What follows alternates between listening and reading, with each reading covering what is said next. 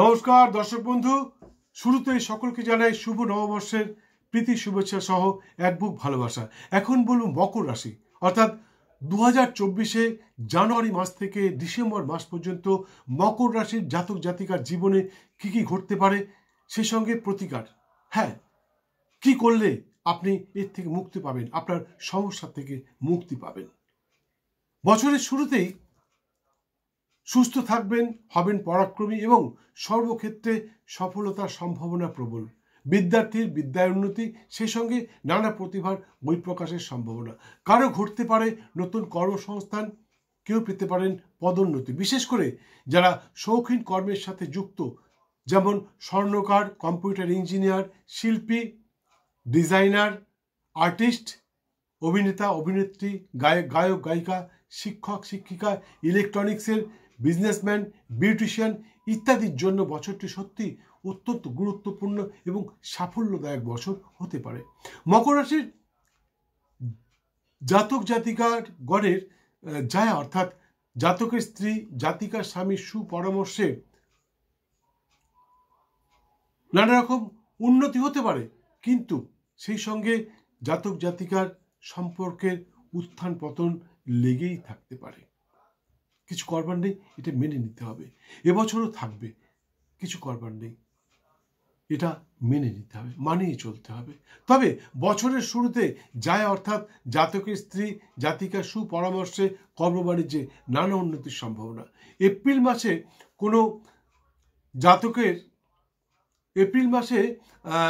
কোনো বিদ্যার্থী বংশের নাম উজ্জ্বল করতে পারে, অর্থাৎ যারা বিদ্যার্থী মকর রাশির জাতক বা জাতিকা এপ্রিল মাসে পরীক্ষার ফল এমন করতে পারে যাতে বংশের নাম উজ্জ্বল করতে পারে। কেউ হয়তো হায়ার স্টাডিতে অনেক উঁচুতে পৌঁছে যেতে পারে, উন্নতির শিখরে পৌঁছে যেতে পারে। সেই সঙ্গে মকর রাশির কোনো জাতিকা হতে পারেন গর্ভবতী, অর্থাৎ এপ্রিল মাসে কোনো জাতিকা কিন্তু গর্ভবতী হতে পারেন। কোনো জাতিকা জন্ম দিতে পারেন সৌভাগ্যবান সন্তানের। তবে আগস্ট সেপ্টেম্বর মাসে সতর্ক থাকবেন জাতিকাগণ। আপনারা আগস্ট সেপ্টেম্বর মাসে সতর্ক থাকবেন। সামান্য ভুলের কারণে কিন্তু গর্ভপাত ঘটে যেতে পারে। যারা গর্ভবতী মায়েরা রয়েছেন তাদেরকে বলছি, আপনারা আগস্ট সেপ্টেম্বর মাসে মকর রাশির জাতিকাগণ, যারা মকর রাশির জাতিগণ, আপনারা আগস্ট সেপ্টেম্বর মাসে একটু সতর্ক থাকবেন। বিদ্যার্থীর মনে হচ্ছে নানা রকম বাধা আসতে পারে, পরীক্ষার ফলও আশানুরূপ নাও হতে পারে। ওই সময় সন্তানের স্বাস্থ্যের প্রতি এবং চলাফেরার উপর নজর রাখবেন। কেউ অসুস্থ হতে পারে, কেউ আবার অসৎ সঙ্গে মিলে কোনো রকম গুপ্ত সম্পর্কে জড়িয়ে যেতে পারে। চরিত্র হননের সম্ভাবনাও কিন্তু প্রবল। আগস্ট সেপ্টেম্বর মাসে সন্তানকে সবসময় আগলে রাখবেন, বিশেষ করে কন্যা সন্তানকে। হ্যাঁ, মকর রাশির জাতক জাতিকাগণ, আপনাদেরকে বলছি, আগস্ট সেপ্টেম্বর মাসে আপনাদের কন্যা সন্তানকে সতর্ক রাখবেন। কোনো রকমভাবে দুর্ঘটনা ঘটতে পারে, সতর্ক থাকবেন, আগলে রাখবেন।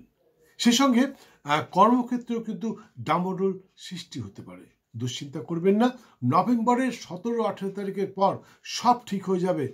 বছরের শুরু থেকে জুলাই মাস পর্যন্ত ধনধান্যে ভরে থাকবেন। লিখে রাখুন বন্ধু, লিখে রাখুন, অথবা ভিডিওটা কয়েকবার দেখুন যাতে আপনার মনে থাকে। বছরের শুরু থেকে জুলাই মাস পর্যন্ত ধনধান্যে ভরে থাকবেন, এতে কোনো সন্দেহ নেই। কিন্তু জুলাইয়ের শেষ থেকে নভেম্বর পর্যন্ত অর্থনৈতিক নানা রকম সমস্যা দেখা দিতে পারে। অবশ্য ডিসেম্বরে আবার সব কিছু ঠিক হয়ে যাবে। এই মুহূর্তে মকর রাশির শনি 7.5 চলছে। অনেকেই হয়তো নানা রকম ভয়ে ভীত হতে পারেন, পাথর কবচ ইত্যাদি ধারণ করবার কথা বলতে পারে, কিন্তু আমার মনে হয় খুব সামান্য প্রতিকারেই এগুলো সব ঠিক হয়ে যাবে। পরে বলছি, একটু ওয়েট করুন, পরে বলছি এই শনি 7.5 কি করা উচিত। আমার জীবনে শনি 7 গেছে দুবার, বলবো, সব কিছু বলবো। মার্চ এপ্রিল মে এই 3 মাসের মধ্যে কেউ পেতে পারেন পৈতৃক সম্পত্তি বা শ্বশুরালয় থেকে সম্পত্তি। কেউ কিনে ফেলতে পারেন জমি, বাড়ি বা ফ্ল্যাট। কেউ কিনে ফেলতে পারেন শখের গাড়িটি। কিন্তু নভেম্বর এবং ডিসেম্বর মাসে মায়ের স্বাস্থ্যের প্রতি লক্ষ্য রাখবেন এবং ওই সময় জমি, বাড়ি, ফ্ল্যাট ইত্যাদি কিনবেন না। সেই সঙ্গে কনস্ট্রাকশনের কাজ বন্ধ রাখবেন। যারা প্রমোটিংয়ের ব্যবসা করছেন বা রিয়েল এস্টেটের ব্যবসা করছেন তাদেরকেও বলছি নভেম্বর এবং ডিসেম্বর মাসে কাজ বন্ধ রাখবেন, অন্যথায় নানা বাধা বিড়ম্বনার সম্মুখীন হতে পারেন। মনে রাখবেন, ভাগ্য প্লাস চেষ্টা ইজ গোইং টু ফল। আপনার ভাগ্যে আছে। আমি যেগুলো বললাম সেগুলো কিন্তু মন গড়া কথা বললাম না। আমি রাশিচক্রের পুঙ্খানুপুঙ্খ বিচার করে তারপরেই সাপ্তাহিক রাশিফল, মাসিক রাশিফল বা বাৎসরিক রাশিফলগুলো বলে থাকি। তাই যা বললাম সেগুলো আপনার ভাগ্যে আছে। ভালোগুলো পাওয়ার চেষ্টা করুন আর খারাপগুলো অ্যাভয়েড করবার চেষ্টা করুন। বন্ধু, আমি জানি আপনারা আমার ভিডিও দেখেন, সাবস্ক্রাইব করেন, শেয়ার করেন, লাইক করেন, কিন্তু সময় মতন বেল আইকনটা না বাজাবার দরুন আপনারা সেকেন্ড টাইম অনেকেই আমার ভিডিও দেখতে পারেন না। তাই সকলকে বলছি, ভিডিওটি দেখতে দেখতে বেল আইকনটি বাজিয়ে দিন এবং আমার চ্যানেলে সম্প্রচারিত প্রায় 900 ভিডিওর মধ্যে আপনার জীবনের জ্যোতিষতন্ত্র, বাস্তুজনিত যে কোনো সমস্যার সমাধান খুঁজে দিন। বন্ধু, এখানে সমস্ত সমস্যার সমাধান খুঁজে পাবেন।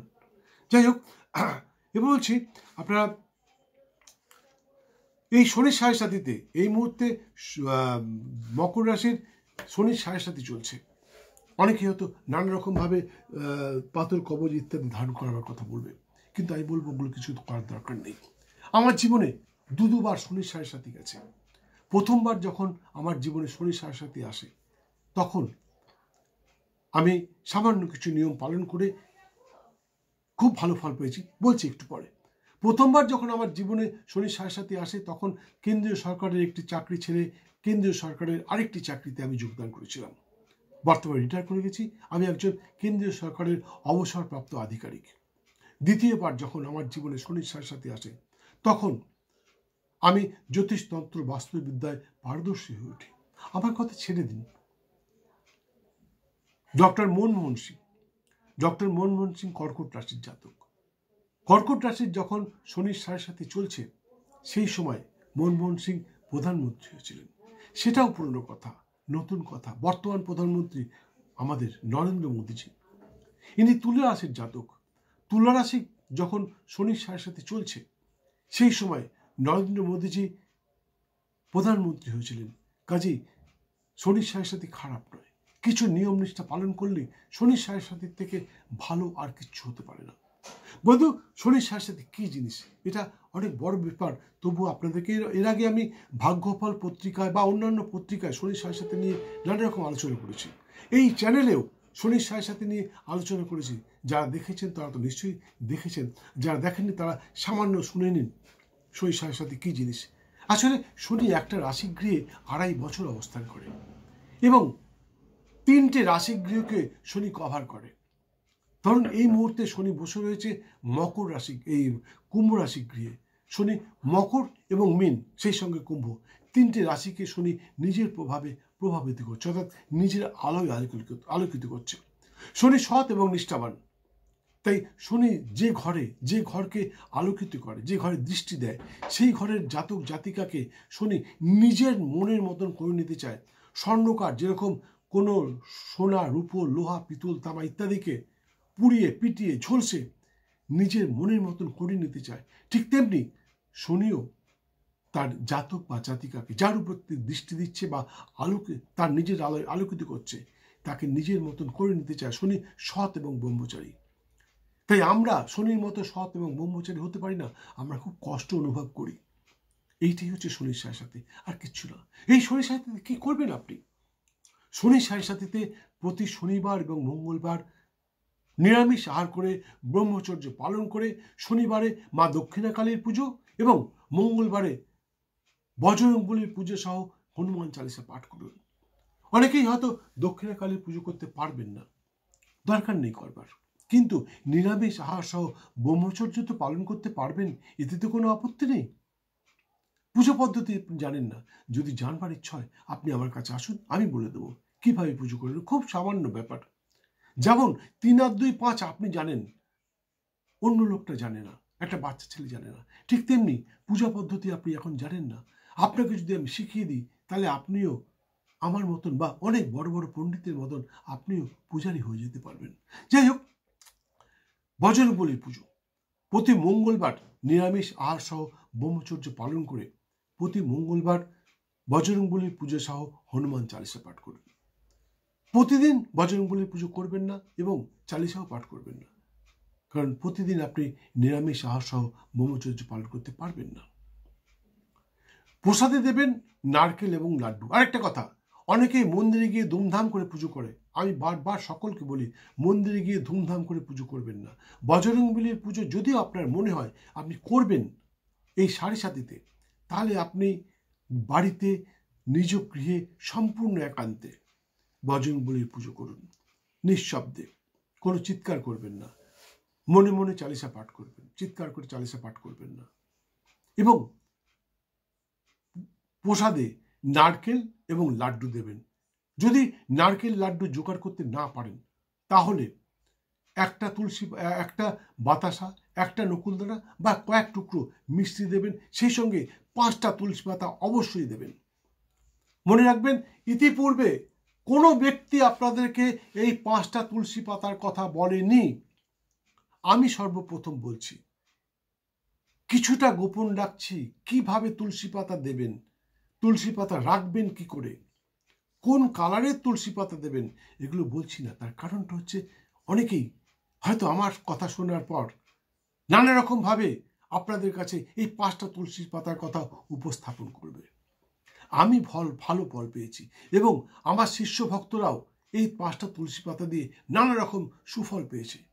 তাই যারা জানবার ইচ্ছুক ব্যক্তি আমার সাথে আসুন, সাক্ষাৎ এসে আপনাকে বলে দেবো 5টা তুলসী পাতা কি করে দেবেন, কিভাবে দেবেন। যাই হোক, এই হলো বজরংবলীর পুজো। এতে আপনি যে ফল পাবেন ভাবা যায় না। শনির সাড়ে সাতিতে আপনিও নরেন্দ্র মোদী বা মনমোহন সিংয়ের মতন সুফল পেতে পারেন, যদি নিয়ম নিষ্ঠা অনুযায়ী চলেন। যাই হোক, মকর রাশির জাতক জাতিকার জন্য শুভ রং সাদা এবং নীল। অনেকেই রং খোঁজেন, ফোন করেন আমাকে, আমার কি রং ভালো। মকর রাশির জন্য সাদা এবং নীল রং ভালো। সেই সঙ্গে মকর রাশির জন্য শুভ সংখ্যা 2 এবং 8 শুভ সংখ্যা। এই 2 এবং 8 সংখ্যারই আপনি যা ইচ্ছে তাই করতে পারেন। আপনার কোনো বিশেষ কাজে লাগলে এটা লাগাতে পারেন। কিছুদিন আগে একজন আমাকে এই নাম্বার নিয়ে কয়েকবার ফোন করেছে, আমি অধৈর্য হয়ে পড়েছিলাম। যাই হোক, তাই বলছি, মকর রাশির জাতক জাতিকার জন্য শুভ রং সাদা এবং নীল, শুভ সংখ্যা 2 এবং 8। এছাড়া প্রতি শনিবার এবং মঙ্গলবার, প্রতি শনিবার নিরামিষ আহার সহ ব্রহ্মচর্য পালন করে মাতা শ্রী শ্রী দক্ষিণা কালীর পুজো করুন। সেই সঙ্গে সর্বক্ষণ আপনার সঙ্গে একটি নীল রুমাল রাখুন, দেখবেন অনেক ভালো ফল পাচ্ছেন এবং সর্বক্ষেত্রে সফলতা আসছে, ধনধান্যে ভরে থাকছেন, কোনো অভাব আপনার জীবনকে স্পর্শ করতে পারবে না। যাই হোক, ভিডিওটি সম্পূর্ণ দেখার জন্য অসংখ্য ধন্যবাদ। আরেকটা কথা, পূজা পদ্ধতি এখানে বলতে পারলাম না, কারণ পূজা পদ্ধতি বলতে গেলে ভিডিওটা আরো অনেক বড় হয়ে যাবে, এমনিতেই বড় হয়ে গেছে। রত্ন সম্বন্ধে বললাম না, তার কারণটা হচ্ছে, রত্ন ধারণ করবার আগে আপনার রাশিচক্রের পুঙ্খানুপুঙ্খ বিচার করতে হবে। পূর্ণ বিচার না করে রত্ন ধারণ করা কখনোই উচিত না, কাউকে বলা উচিত না। তার কারণটা হচ্ছে, যারা রত্ন বিক্রি করে, পাথর যারা বিক্রি করে, তাহলে কিন্তু তারা নানা রকমের পাথর ধারণ করে বসে থাকতো। ওষুধের দোকানে নানা রকম ওষুধ পাওয়া যায়, ইচ্ছা মতন আপনি ওষুধ খেলে অসুস্থ হয়ে পড়বেন। তাই যে কোনো পাথর নেওয়ার আগে আপনার রাশিচক্রের নির্দিষ্ট ব্যক্তির রাশিচক্রের পুঙ্খানুপুঙ্খ বিচার না করে কখনোই রত্ন ধারণ করা উচিত না, বা কাউকে বলা উচিত না। তাই আমিও বলতে পারছি না। যদি মনে হয় তাহলে আপনি আপনার নিকটস্থ কোনো জ্যোতিষশাস্ত্রজ্ঞের সাথে যোগাযোগ করুন, অথবা স্ক্রিনে দেওয়া নাম্বারে একটি ফোন করে আমার কাছে চলে আসুন। আমি বলে দেবো আপনার জন্য কোন রত্নটা প্রয়োজন, সেই অনুযায়ী চলুন।